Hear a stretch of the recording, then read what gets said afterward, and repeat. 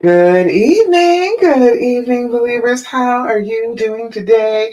This is Love Coach Dasha coming to you today for the Healing Hour Live. Now, if you've never been with me before, you don't know what it is that I do. I am a love coach for women who want to stay and heal and reconcile after infidelity. You have been cheated on, and it is drastic. It is a trauma that you are struggling with, but you're not leaving. You're still there. Somehow or another, you want something to change. You don't want to have to give up on the person that you love just because they were such an idiot and cheated on you. And I am here to tell you that you are perfectly reasonable in that desire. I wanted that, and I was able to get exactly that. I was able to get my happy ending after the infidelity with my husband. It is 18 years later now. 18 years past all of that pain. We are in a better place. We are trusting. We are happy. I know that it can be done because I did it. So I want to tell you how to do it. All right. So if you need a guide exactly on how to do, put dreams in the comments. I will send you the link for my dreams formula. It is the step-by-step guide that you're going to need to be able to heal through this. You will recognize yourself in the guide. When you read through it, you'll be like, oh, yes, this is exactly what I needed to hear. Okay. You will know step by step what it is that you need to do to be able to heal, to be able to reconnect in the relationship, to get to a better place. I want you to get to a better place. I know it can be done. So I want you to be able to have the structure to be able to get there.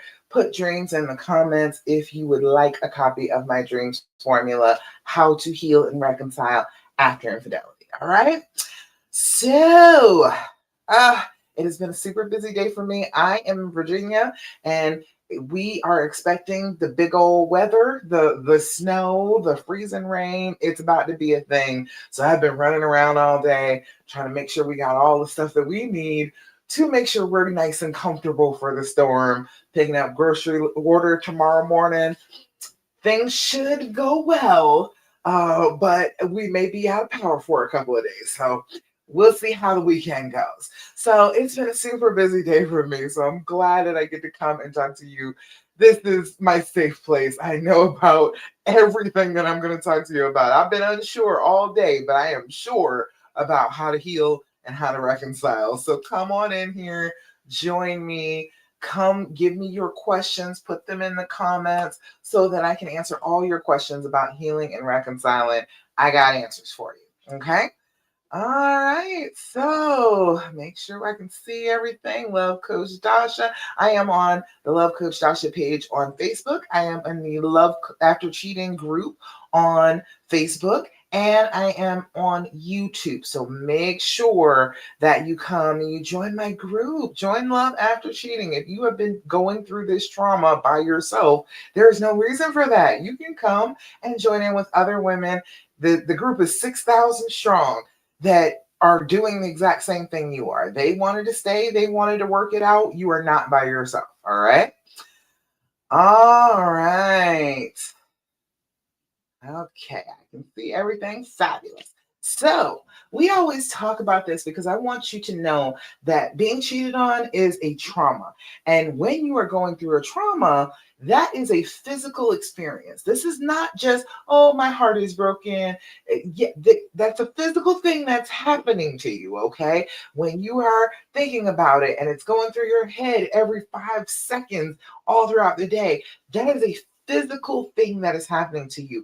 Our bodies react to trauma by doing certain things. Okay. So, what we need to do is take back control over those automatic things that our bodies do after a trauma so we can start bringing them back around to a more balanced, more regulated place, and then get to the point where we can heal and we can reconcile. All right.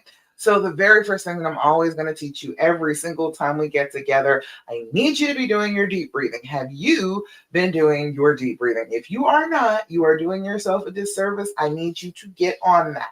I need you to take it seriously. People always think that it's not that big a deal.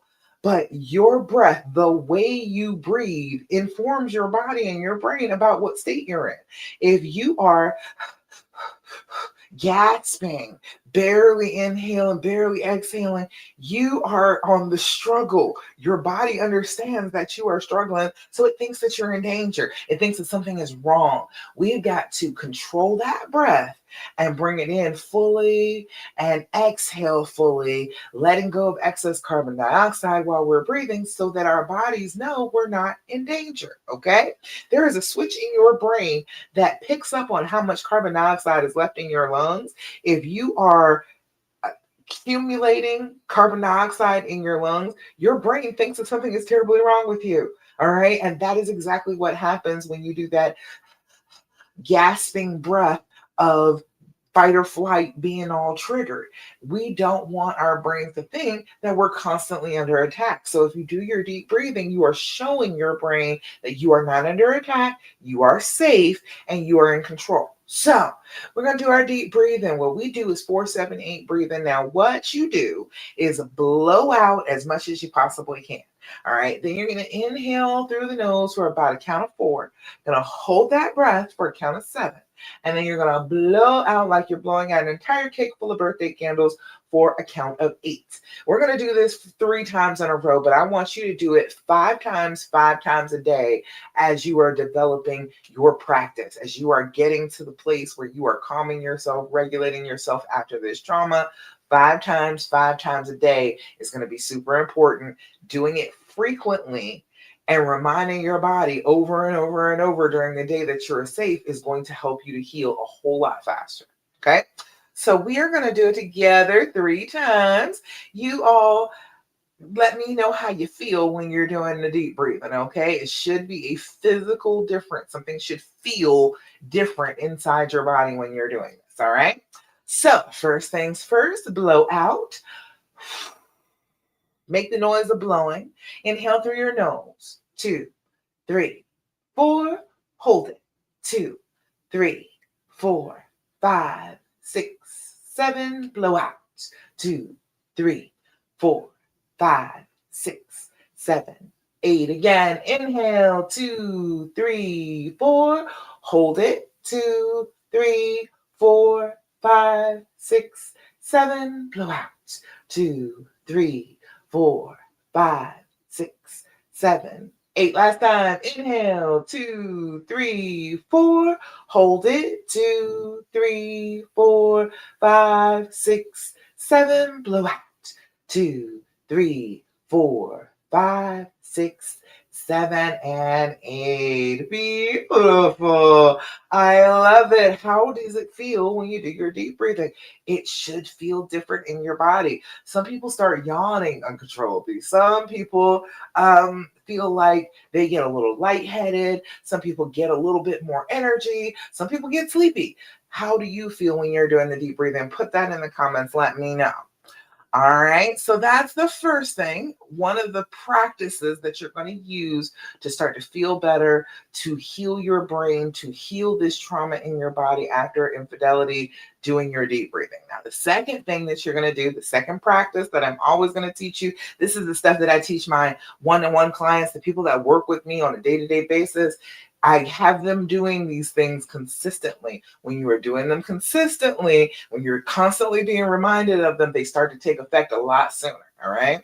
But the second thing that I need you to do is do your journaling. Have you broken out your journal at all lately? I need you to do that. Okay.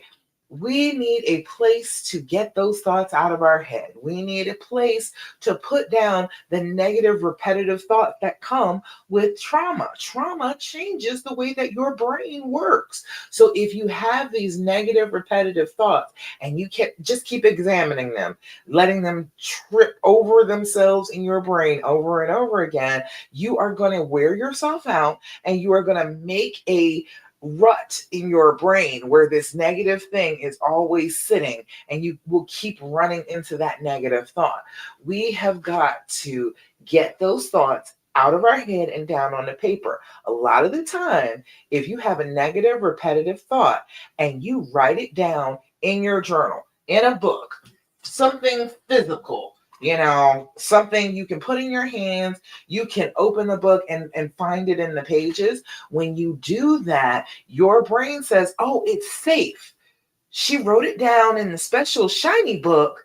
Okay, so she's going to keep that with her. We're going to always have access to that information. So then your brain thinks, oh, we don't have to keep repeating it over and over again. Wouldn't it be great to get rid of some of those thoughts? Put them down in your journal. Okay. This came from the Dollar Tree. All right. It does not matter where you get a journal from. It does not matter what you write with as long as you do it. I want you to practice 5 minutes in the morning and 5 minutes before you go to bed. If you do that on a regular basis, train yourself. Your thoughts will align themselves in those times. Your thoughts will be like waiting for you when you wake up. And okay, yes, we're going to sit down and we're going to pour this stuff out that comes up to the surface.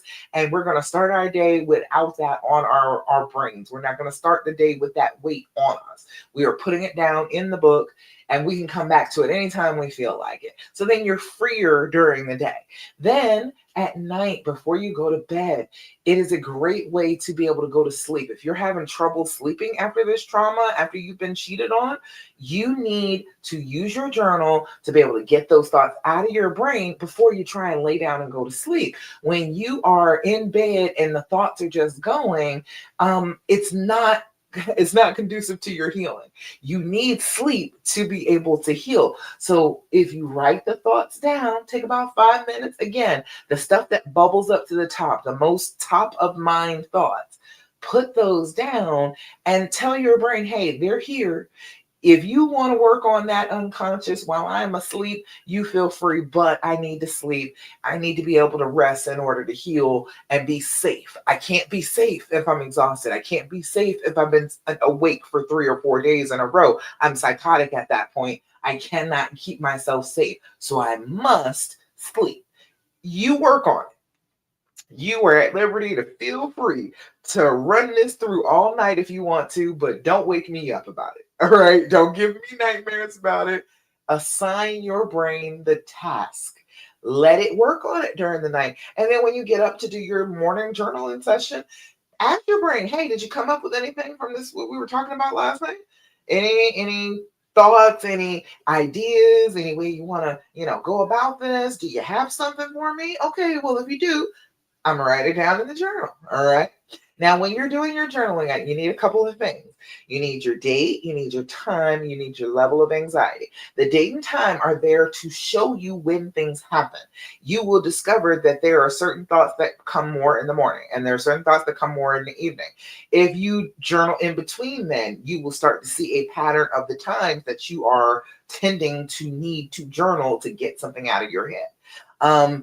You need those patterns. You will find that the triggers lie in the patterns. You will know exactly what the trigger will be before the trigger even arrives because you've written it down a whole bunch of times in your journal.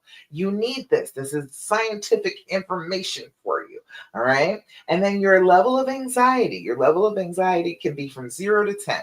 We are not going to go past a 10. That is as big as it can possibly get. I feel fantastic. I see you over there on YouTube. Hi. That is as big as they can get. Your feelings about this, your feelings about this trauma, about this horrible trauma happening to you can only get as big as a 10. That's as high as they can go. This feeling cannot get bigger than you. It cannot stomp you. It cannot stomp the entire village, okay? It cannot do that. It is 0 to 10. 0 is, I feel wonderful. Things are great. All is right with the world. You need to write that down. You need to take your journal and make sure that you write down those days where you feel 0, because then you're like, hey, it's not overwhelming me today. It is not taking me down today. It is not making me obsess about it today.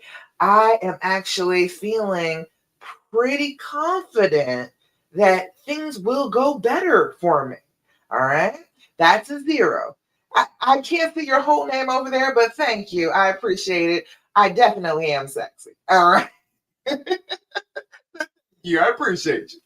All right. So, 10, a 10 with your emotions when you are journaling is the level of anxiety of, I have lost control of myself. I want to tear my hair out, rip my clothes off, run screaming down the street naked. I am having no control over my reactions at this time. You are not a 10 if you are sitting down with a pen in your hand, writing down your level of anxiety. Okay. You're not in control of yourself at a 10. You can come back later on and say, oh, yeah, I hit a 10 earlier. I was throwing stuff and I was screaming and the neighbors knocked on the wall. You can say that later. But right in the moment, if you are writing, you're not at a 10. Okay. It's very easy. It's comforting to know that. And it helps you to be more clear about how bad you're actually feeling, because your brain will tell you you feel like you're at a 10 at all times. And that is just not true. And that will kind of overwhelm you if you always think that. But if you have proof in your journal that that is not so, then you feel a lot better. You feel like, okay, my brain is lying to me. I don't have to believe everything it says. Okay. All right. Now, do your journaling. Do your journaling.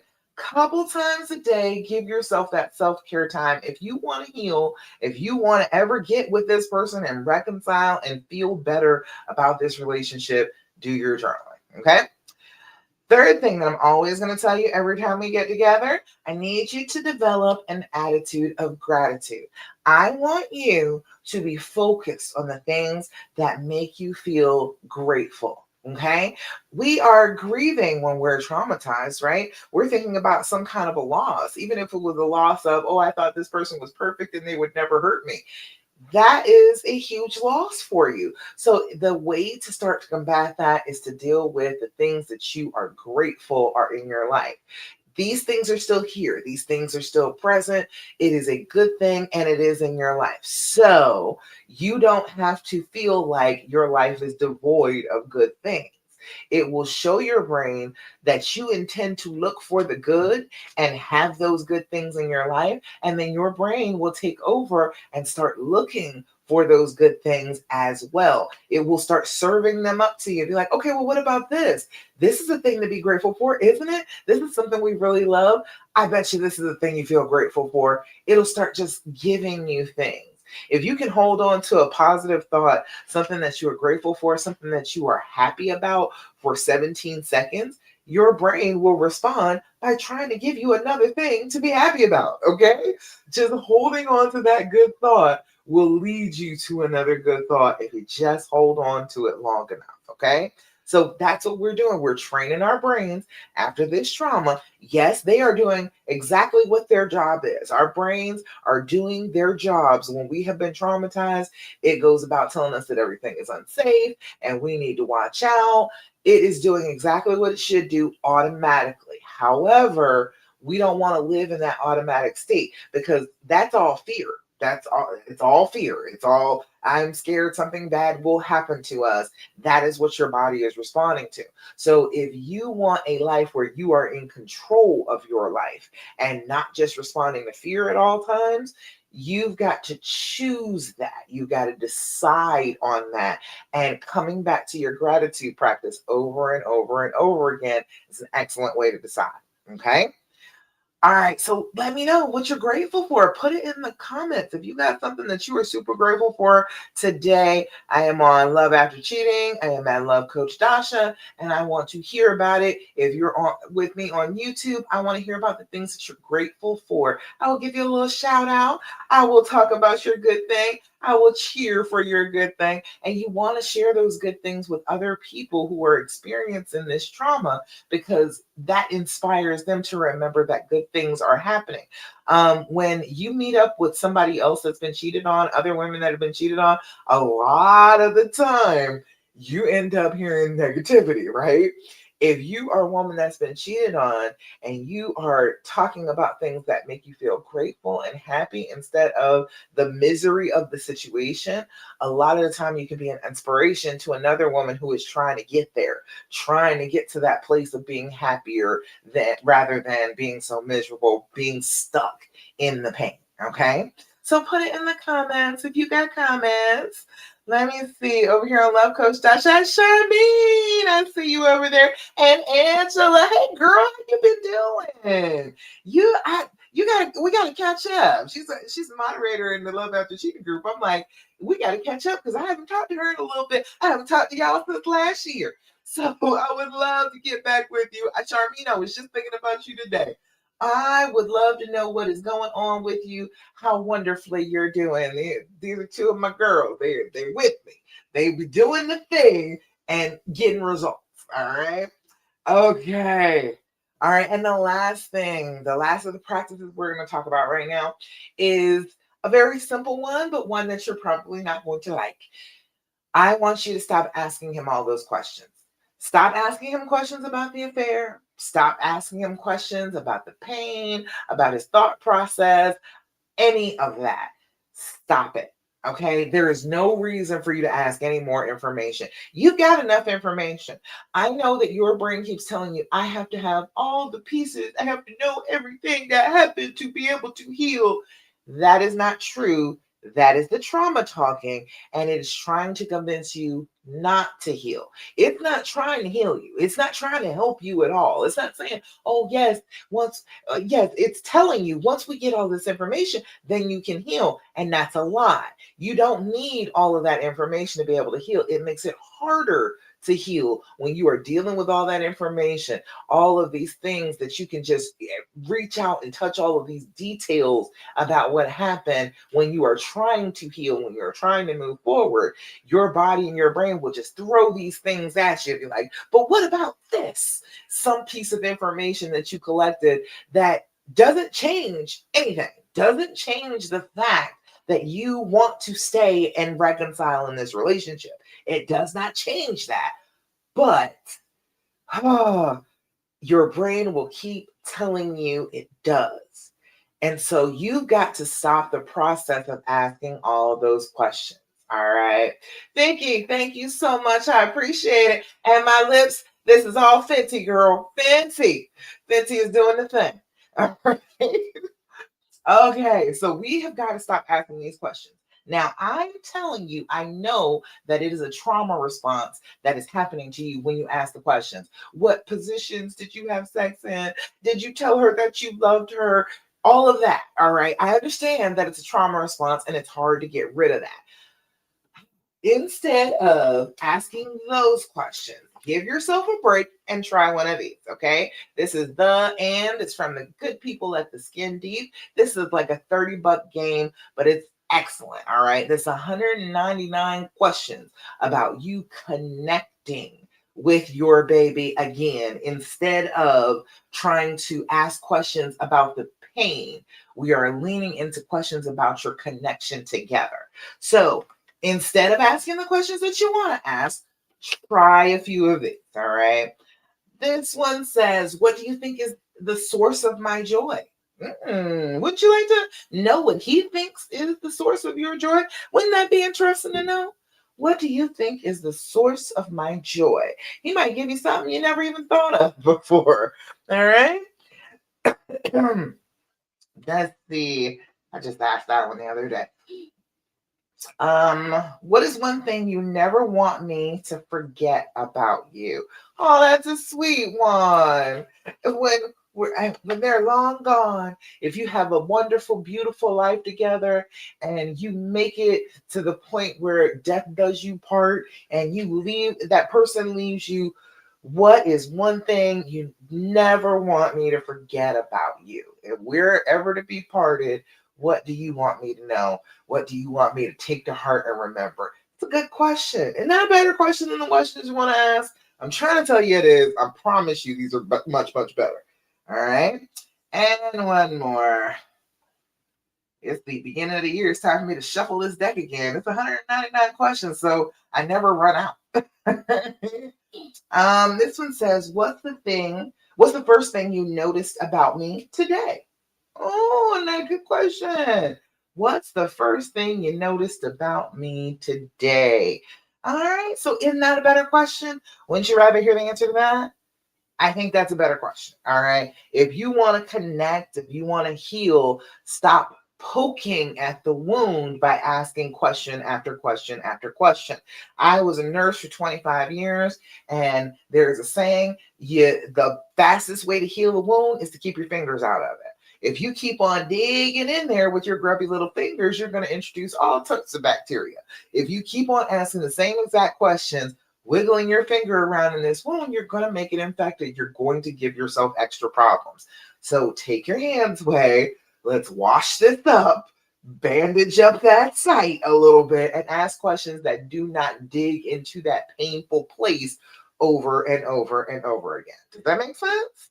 You all let me know if I'm talking crazy to you, but these are the practices. If you can do some of these things, if you can start with these things, you are going to start to feel better. You are going to start to feel more in control. Okay.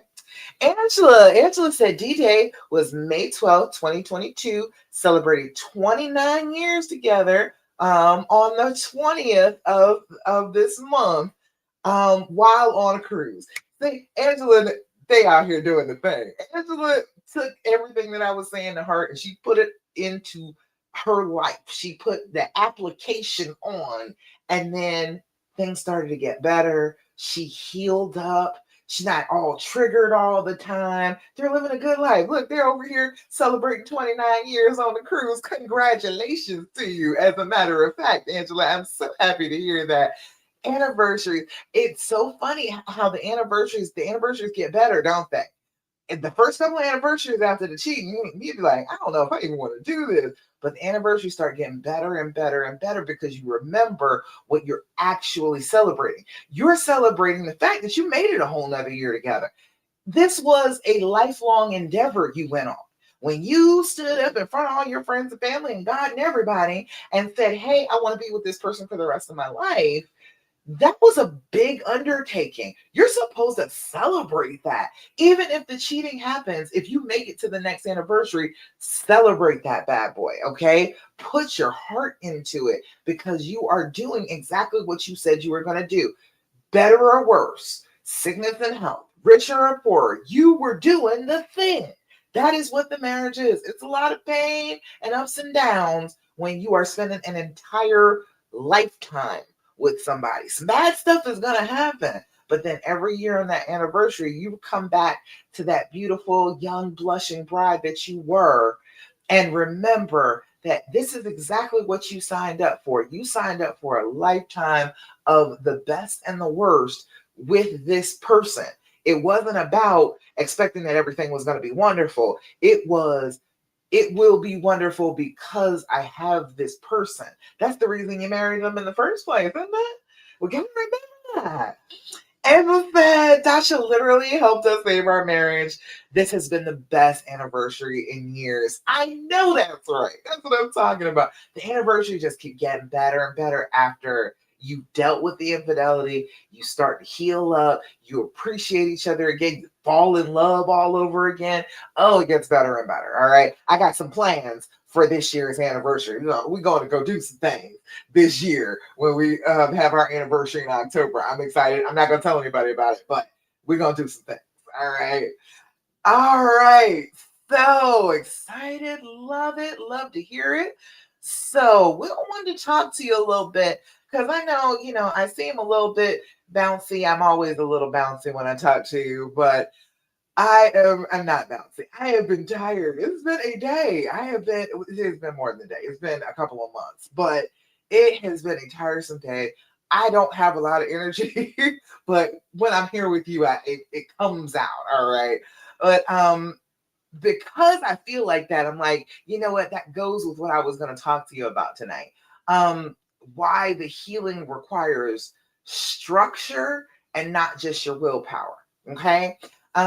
We were doing the Big D challenge this week. We still are in the middle of Big D challenge. If you want to join me for the Big D challenge, your big decision to stay and heal and reconcile, you can join me in the Big D challenge. It is going on inside the Love After Cheating Facebook group. And also I have a Love After Cheating challenge group, which is just for my challenge posts and videos. So if you are interested, come on over there. You can watch the videos and do the prize post, and you can get entered to get prizes from me. All right.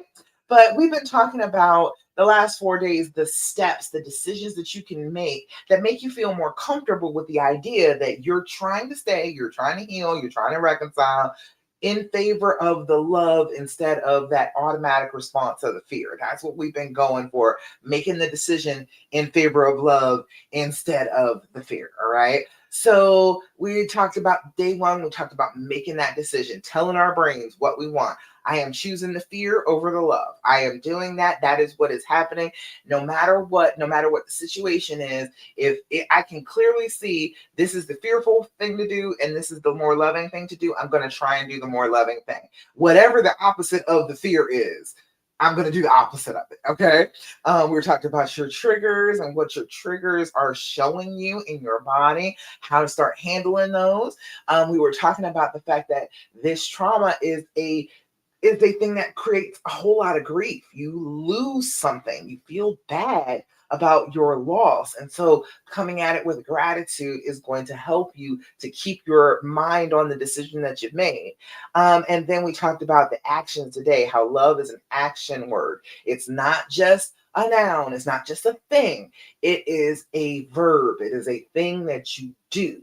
Love is a feeling, absolutely. That's where it starts off. But if you're trying to have a lifetime, if you're trying to heal and forgive somebody, you are going to need to do it as an action. Do the love as an action, and remember that you are here for a reason. You are wanting to show love and receive love from this person, so you got to be on the actions of it. It's not just a feeling after you've decided to be together for a lifetime. It is doing, it's actions. So we were talking about all that today, all that this week, and um, I'm a little tired. The weather thing is stressing me out. I've been caregiving for my aunt. Lots of things have been happening, but that makes this topic more important and not less important, because healing doesn't happen when you're inspired. All right. Hopefully, I can inspire you. Hopefully, I can. Hopefully, you can see somebody who has actually done the work and actually had the experience of I was cheated on, I hurt, and then I healed. Angela is another one. She was cheated on, she hurt, and then she healed. I want that to be inspirational to you. That is the final phase of healing after infidelity. But most healing is going to happen when you're tired, when you are stressed, when you are triggered, when you're just trying to show up. Okay. It is going to happen in those moments. When you're inspired, it's great. It's great if you can have that inspired moment and start towards the healing. But most of it is going to be done when you're triggered, when you are stressed out. It's going to be choosing different things, it's going to be making different decisions in the moment when it's the hardest to do. One of the biggest mistakes that women make after infidelity is thinking that healing just requires you to have a whole bunch of willpower. That, oh, well, I once I decide, that's it. I am just forgiving and I'm healed up and it's all over and it's done from there. No, it's a whole bunch of little moments. It's a whole bunch of choices over and over and over again to, if I could do better, what would I do in this moment? All right. But willpower is going to fail you when you're tired, when you are triggered, when you're grieving, when you're overwhelmed. Your willpower is not going to be at its best. You can't just depend on that to be able to heal. So if healing depended on willpower, none of us will heal. It just would not happen. Everybody else would be struggling, walking around here. Nobody would actually heal from this. Nobody would actually ever be okay. And that is just a world I don't want to live in, where we just can't be okay after this, where we can't have this trauma and actually heal from it and get to a better place. I don't want to live in a world like that. I don't want you to live in a world like that. So we got to do something about that. All right. Um, the Big D challenge matters so much because we are healing with the decision. Day one, we are making a decision. We are choosing the decision, not the feeling. We know that the love is there, so we're choosing in favor of it, even though we may not feel it at the moment. Day two with the triggers, when you regulate your body, that's gonna help you. It's gonna help you to think differently, but thinking differently doesn't do anything as far as your healing. You've got to regulate your bodily responses along with changing the healing in order to heal. Day three for the grief, when you are purposely choosing the gratitude, you're loosening grief's hold over your attention, over your body. And so then you have a little bit of room to work. Then you have a little bit more space to be able to think. Okay. Um, let's see. Where's my notes? Okay, there we go. All of that has in common that healing isn't just a moment, it's the whole system of things that you're going to be doing. It is not just, oh, it's all over, I forgive, and everything is fine. It doesn't work like that. It is a series of moments, it's a structure that is going to help you get to heal. Okay. Most women don't fail at the healing because they don't care enough. Most women aren't failing because of that. Most women aren't failing because they don't love this person enough. They're not failing even because everybody is telling them that they shouldn't work it out. It's not actually what's happening. Most of the time when women fail, it's just because they don't have the structure there to be able to do the healing, something to lean against. Okay. So you need some daily regulation, right? You need guidance. When you are triggered and you can't think straight, you need somebody to remind you that, hey, this is a triggered thought you're thinking. This is some triggered things that you're about to do. You should probably not do it. All right. You need some accountability. You need somebody to reality check you with that fear because the fear will sound super real, even if it's not real. Okay. Even if it's not real at all, it will feel like it is. So you need somebody to reality check against. And be like, okay, is this real or is this just fear? And you need somebody to talk that out with you. And you need some tools for when your willpower runs out. You need a tool, be able to pick up something and will give you some direction on healing. Love isn't just maintained by inspiration, it's maintained by a system. Okay. Everything can be maintained by a good system. Okay. So, all that being said, I want you to consider to come join me for my tech support program. You can put in the comments text TEXT. It is my text support. You will sit there, you will text with me. I will be in your back pocket. You will be able to reach out to me and say, you know what, I am really struggling right now.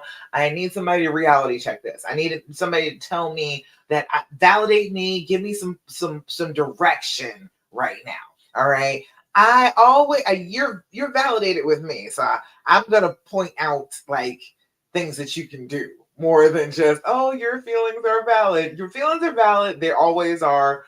We need some action with those feelings. Okay, we cannot just focus on the validation because that keeps you kind of stuck. I'm going to give you actual things to do. I'm going to point you in a direction. I'm going to give you a specific way to move forward in that moment. So if you are struggling, if you're like, I really need some structure, I need somebody to tell me what to do because I keep trying to do this on my own and I keep going to the left. I start yelling, I start arguing, even when I don't mean to, even when I'm trying to have a good day, it's still not working. You need somebody to lean on. You need somebody who will be there to, in the moment, give you the right thing to say. Tell you not, no, don't say that. Don't say what you were about to say. That's going to start a fight. Back that up. Here, let me give you some different words. All right. Even as far as that, I will actually give you the words to say if you work with me on my tech support program. So put text in the comments if you are interested in working with me one-on-one. This is a one-on-one program with me. You will get emails from me every day with journal prompts, affirmations, and just a little bit of encouragement and direction. So even if you don't happen to text me that day, you are still going to hear from me. You are still going to get some direction, some structure for your healing. Does that make sense? Let me know if you're down for it. If you want to get with me for my tech support program, please put text in the comments, TEXT, and I will send you the link so that you can get hooked up with that. All right. All right. Let's see. Lots of stuff. All right. So again, come join me for the Big D challenge. We are not completely done now. If you are seeing me and you're on YouTube and you've never been my Facebook group, come on over to the group. Come look at the videos. They're going to be up until next Tuesday, and then I'm taking them down. I don't leave them up. I want you to come look at the videos. I want you to do the challenge, participate, put your answers on the prize post, and put yourself out there. Do the work, do the actions of choosing to shed that fear, shed that pain, and lean in the direction of love. If you do that, you are going to start to heal faster. The more you do the loving things, the more loving you will feel. The more you do the I am so fed up with you and I'm so angry and I'm so petty things, you're gonna get angry and fed up and petty back. Okay, so try it out with us, see how you like it. All right. All right. So remember that in the very beginning, I was telling you about the practices. I was telling you about the things that I talk to with my clients. These are, again, if you work with me on tech support, you will be working with me. I will be telling you to do these practices on a day-to-day basis. I will even text you, okay? If you want me to do text reminders, I will text you and remind you to do these things. But we talked about your deep breathing. We talked about doing your journaling. We talked about a gratitude practice, and we talked about not asking all those questions. The last of the practices, the simple things that you can do all on your own to start to regulate your body after this trauma of infidelity, you need to do your affirmations. Have you been doing affirmations? I need you to do that. Okay, whatever way you need to do it. If you need to do a TikTok and do your affirmation to one of the songs and talk to yourself in the mirror, feel free. Whatever it is that you can do to look yourself in the eye, okay, in your camera, in your mirror, look yourself in the eye and tell yourself something wonderful about yourself. When you do that, you are healing some of the trauma that has happened. When you are dealing with the trauma, remember we were talking about how your brain keeps telling you that everything is bad, everything is terrible all the time, and the grief and the pain is too big and it's going to crush the whole village. Remember? Okay, yeah, you may feel like that, and you may direct that at other people, but it's not just directed at other people. It's directed at yourself too. Your brain will tell you that this is all your fault. You're the one that's horrible. This is the only reason we're in so much pain is because you're stupid. All right, you're terrible. Okay, we have got to stop those thoughts from letting us believe those things about ourselves because they sound real convincing when you're in pain, when you're struggling, when you are teary on a regular basis. It sounds real. It sounds like you're to blame, that this is all your fault. You didn't do it. You did not cheat. You just happened to be cheated on. That is not a thing to be ashamed of. That is something terrible that happened to you. You had nothing to do with, you didn't have any control over, but it did happen to you. We have got to give ourselves a break about that. We have got to show ourselves that, hey, look, this bad thing has happened, but I'm not a bad person. I am not bad just because bad things happen. Okay. So you need to do your affirmation. Look yourself in the eye and say it like you mean it. Say it with some authority. Say it like you know for sure this is the true statement. Okay.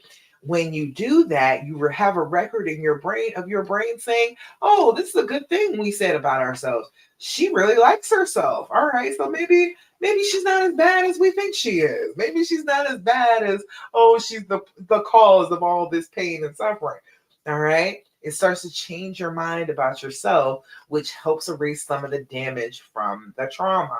That's the main thing we're doing, right? Trying to erase some of this damage so we can move on with our lives.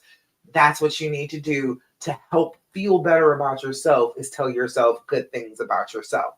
Use your affirmations. So let's see. This is a good one. Now, this is a deck that I got from Five Below. If you need affirmations specifically for healing and reconciling after infidelity, put affirmations in the comments and I will send you a link to get my affirmations.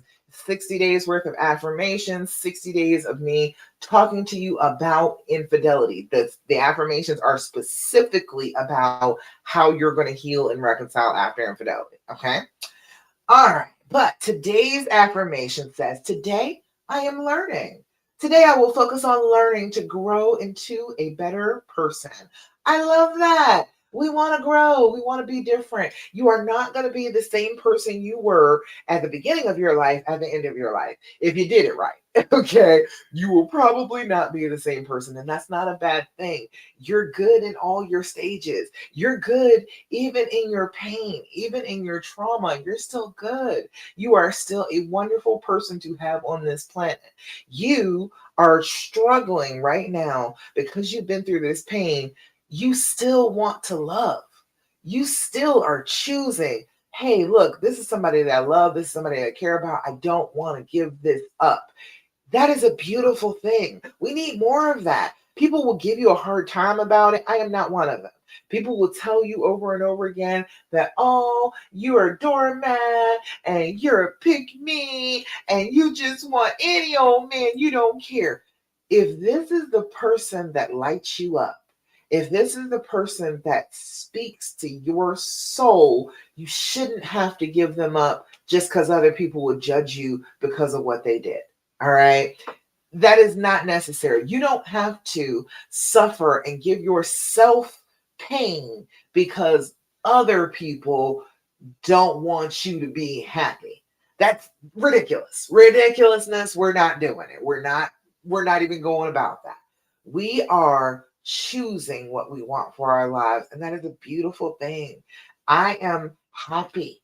Okay? I am happy. I am free. I am not in any pain anymore. The places in my chest where it used to hurt so bad, those places are gone now. I do not hurt anymore about the infidelity. I don't hurt anymore about it. It has fallen away as I have done the practices of healing, done the actions of a healed person. I became a healed person. And so that pain got left in the behind me. It got left in the past. You can leave it in the past, but if you are consistently living in the past, you're right there with the pain. You can't get away from it because you're right there with it. If you move forward, just step by step by step, every day, you're going to move further away from that pain that was behind you, and you're going to move into a brighter, more beautiful future than you can even imagine. I did not know it would be like this. I did not know he would become a better and better husband every year, even though he has bipolar disorder. Okay, he has relapses. He has times where he is just a jerk. All right, he can't help that. It is it is a medical thing. It's not his fault. Sometimes that happens. But as far as trying to like be a better partner to me, be a better husband, be more understanding, he still is better and better every single year. So it can be better. It can be beautiful. It can be happy. It can be trusting. You can get to forgiving if you choose it. If you learn what you can do about it and then you apply those lessons, you can get there. As long as you're not trying to stay stuck in the past, you can get to a beautiful future. Okay. All right. That's all I got for you today. You all let me know. Let me make sure I don't have any questions left. Let me make sure that I didn't miss anything. If you got questions for me, you can always put them in the comments. I will come back and look. I will answer your questions. Hashtag replay, and then just let me know whatever question it is that you want to ask. I will answer your questions. I do not want you to be struggling with this on your own anymore. You don't have to do this alone. You can heal with some structure, with a companion who has been through it and will encourage you in the best practices of healing. You can do that. You can have that. You do not need to continue to struggle anymore. I am here for you. Okay.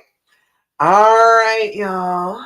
That is about it. Thank you so much for joining me for the Healing Hour Live. I'll be back again next Thursday, 9 p.m. Eastern Standard Time.